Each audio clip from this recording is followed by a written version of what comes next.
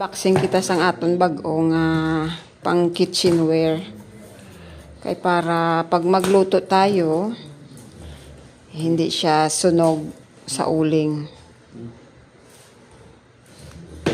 At saka convenience na siya at hindi tayo para palaging mag-fry, magprito-prito. Yan, para iwas tayo sa mantika. Ayan. So, bumili tayo ng bago nating pang housekeeping natin. Ayan guys. So, ang kulay niya is off-white. Ayan. Kasi yung black, wala nang bagong stock yung black. Mas mabuti yan kasi hindi makikita yung mga fingerprints mo pag hinawakan mo. Kasi pag black, lahat ng fingerprints makikita, di ba? Oh, ayan. So, black sana kaso walang stock. Mabuti naman dahil walang stock kaya off-white.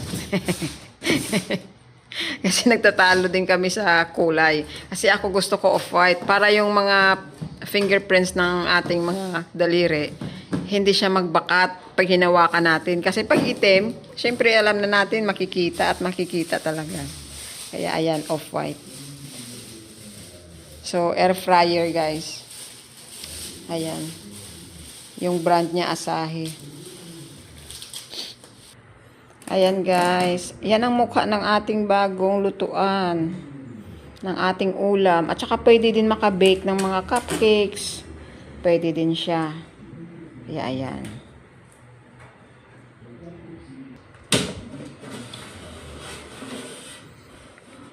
Pila gani siya kayong cheese pa?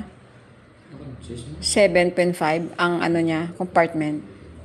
So, 7.5 yung kalakihan niya sa loob. Ayan. So, ganyan siya kalaki. Non-sticky. Ayan. So, may bago na tayong lutuan at hindi na tayo palagi at saka iwas na tayo sa pagprito-prito. Ayan.